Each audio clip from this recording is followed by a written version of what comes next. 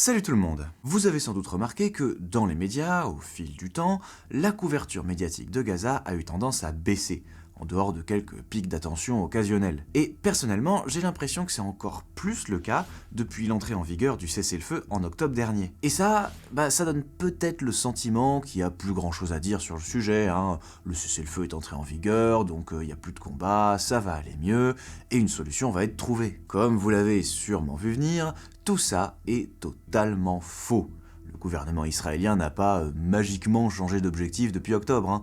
Donc, en toute logique, ce soi-disant cessez-le-feu n'est pas vraiment très effectif, c'est le moins qu'on puisse dire. Donc j'ai eu envie de faire cette courte vidéo pour ramener un peu le sujet sur la table et pour montrer deux choses. Déjà, Israël enfreint régulièrement cette trêve devenue complètement factice. Tiens donc, quelle surprise! Mais surtout, cet état de fait n'a malheureusement rien de nouveau. Et ce n'est qu'une conséquence logique des objectifs globaux d'un État colonial devenu maintenant généreux.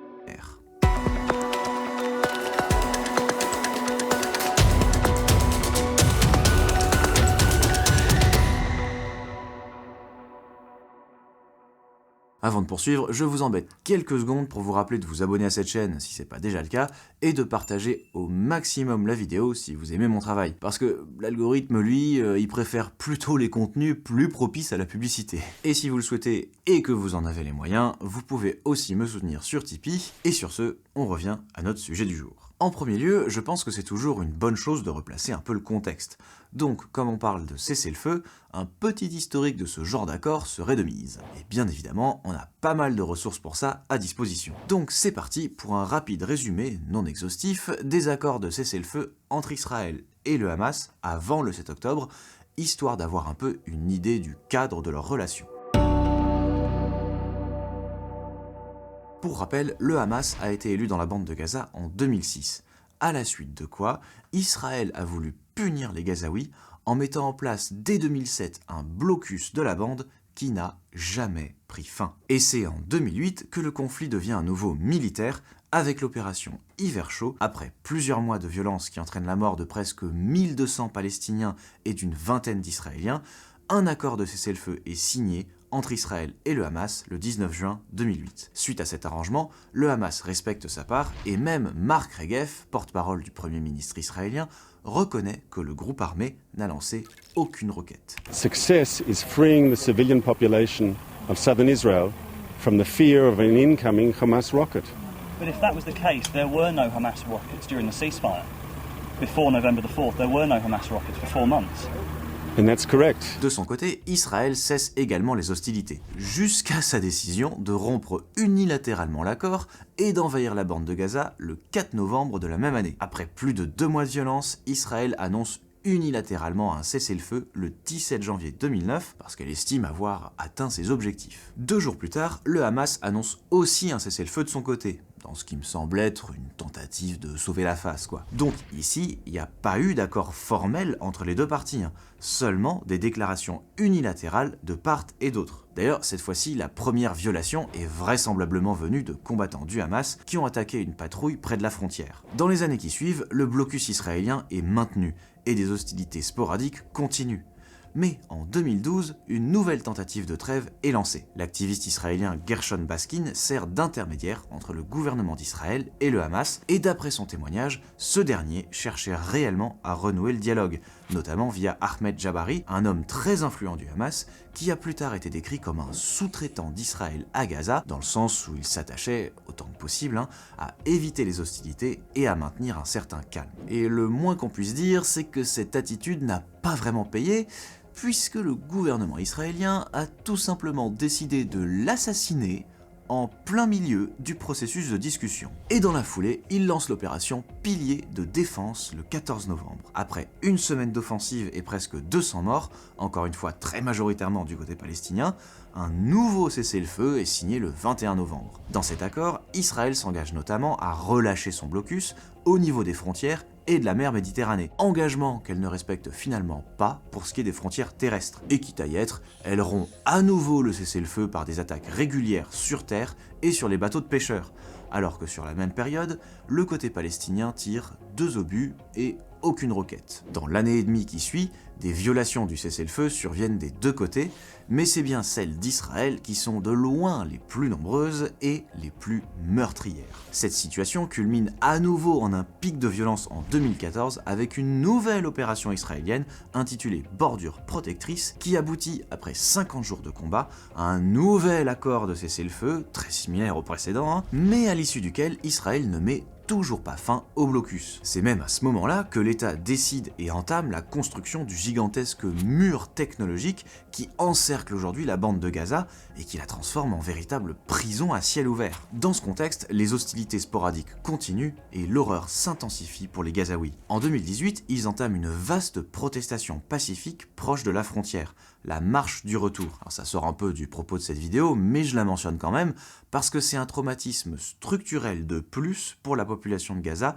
et qui a toute son importance dans le contexte historique. Là-dessus, je vous recommande chaudement le documentaire de Abby Martin, Gaza Fights for Freedom, que je vous mets bien sûr en description. Et enfin, une nouvelle crise majeure survient en 2021 et mène à un nouvel accord de cessez-le-feu le 21 mai qu'Israël enfreint encore une fois à au moins 2 reprises à peine un mois plus tard. Et là, on va faire une petite pause dans la chronologie, histoire de prendre un peu de recul. Dans une situation comme celle-là, on peut faire autant d'accords de cessez-le-feu qu'on veut et on peut s'amuser longtemps à compter les points des violations d'un côté ou de l'autre.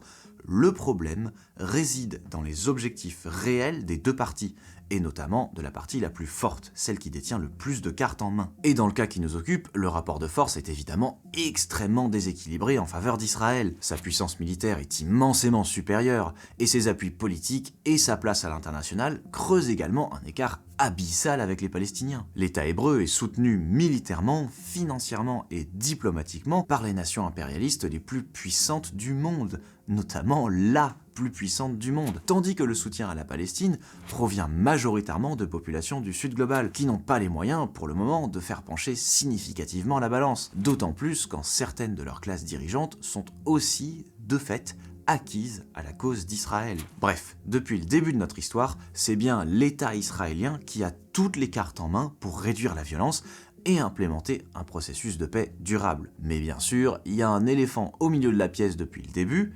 Une paix stable et juste avec les Palestiniens est diamétralement opposée aux objectifs d'Israël. Je vais y revenir un peu plus loin, mais en attendant, il faut bien voir la situation comme un état de guerre permanent avec des pics de violence réguliers suivis d'accalmies qui prennent parfois la forme d'accords de cessez-le-feu sans consistance. Dans un tel contexte, les événements tragiques ont continué jusqu'en septembre 2023 où des protestations globalement pacifiques, qui ressemblaient un peu à la marche du retour de 2018, ont été réprimées une fois de plus dans le sang par l'État israélien. Ce qui nous amène au point de bascule qu'on connaît malheureusement trop bien.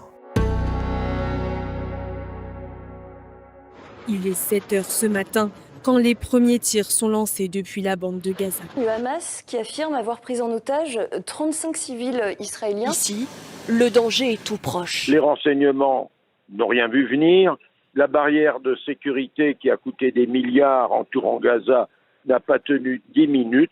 Si vous avez suivi jusque-là ou que vous vous intéressez un tant soit peu à la situation, vous avez bien compris que les événements tragiques du 7 octobre ne sont pas apparus dans le vide comme ça, sans toute une chaîne causale qui les a précédés. L'événement a été traumatisant pour Israël à bien des égards, mais je m'attarde pas sur le 7 octobre lui-même parce que c'est pas le sujet ici. Et non, c'est pas parce que j'aurais envie de mettre sous le tapis les horreurs que les combattants du Hamas ont bel et bien commises ce jour-là. Pour ça, je vous renvoie à la vidéo que j'ai publiée sur le sujet il y a déjà 2 ans. Ce qui est important ici, c'est que cet événement a marqué un tournant majeur dans l'escalade de cette guerre permanente, ce qui a notamment clarifié encore plus les objectifs de l'État israélien, qui s'est servi de l'attaque comme une justification pour passer en mode génocide et faire régner un enfer jamais vu auparavant sur la bande de Gaza. Et ces objectifs sordides, clairement exprimés, se sont bien reflétés dans l'attitude d'Israël en termes de cessez-le-feu et de négociation.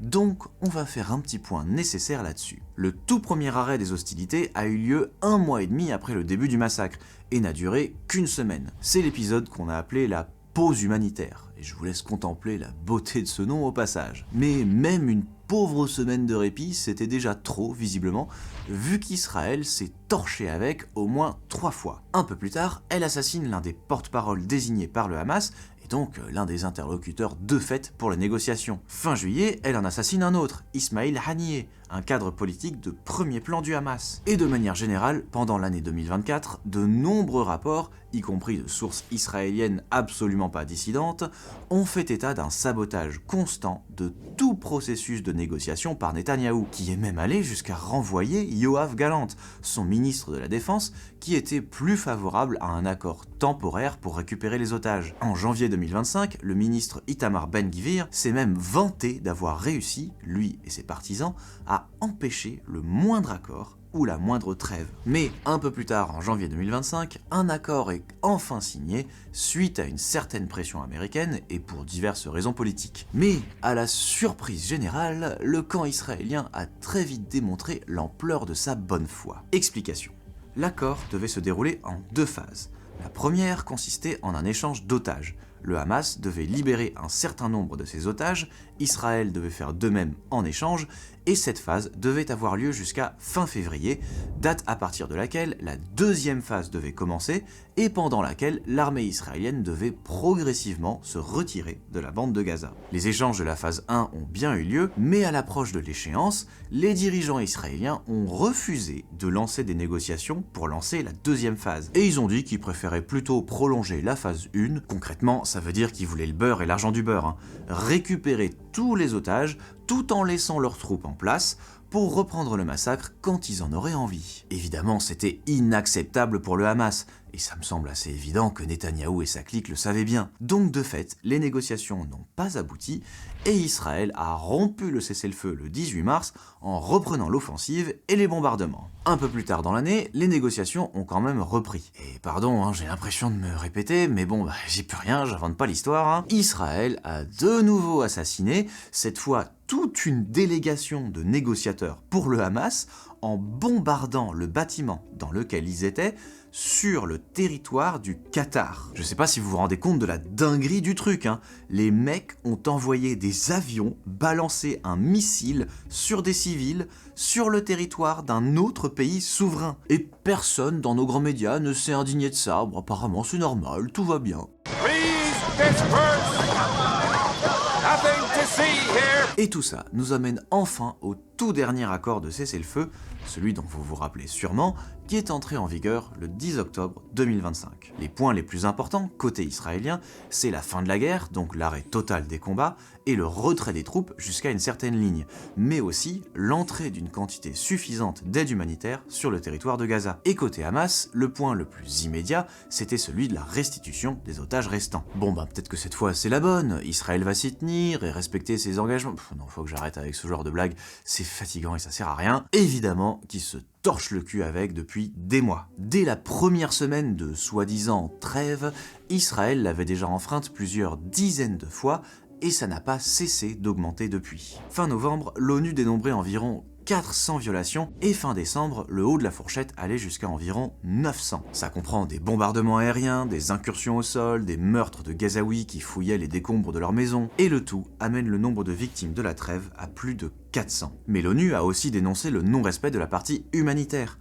Le nombre de camions qui ont pu entrer sur le territoire est très inférieur à ce que promettait l'accord, ce qui est encore plus catastrophique dans une période où les réfugiés vivent un véritable enfer dans le froid et les inondations. Voilà ce qu'il faut vraiment retenir, voilà ce qu'il ne faut absolument pas oublier et ce dont il ne faut pas arrêter de parler. Il n'y a pas de cessez-le-feu ou de trêve à Gaza. Le génocide se poursuit tranquillement et le seul effet réel de l'accord d'octobre dernier, c'est le silence qu'il a imposé. Pour finir, je voudrais revenir sur ce que j'ai déjà abordé un peu plus tôt.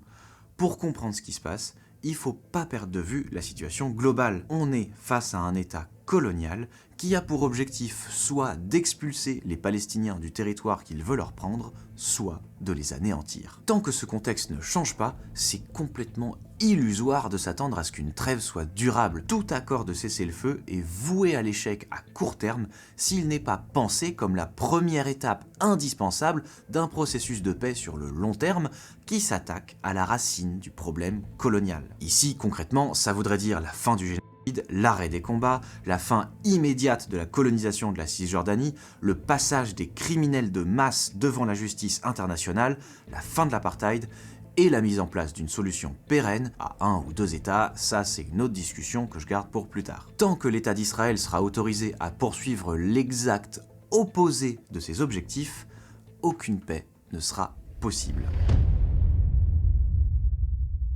Voilà, c'est tout pour cet épisode. Je sais que c'était un rappel pas très joyeux, mais je pense que c'était vraiment nécessaire de le faire. Merci de m'avoir écouté jusque-là, et comme d'habitude, je vous dis à la prochaine.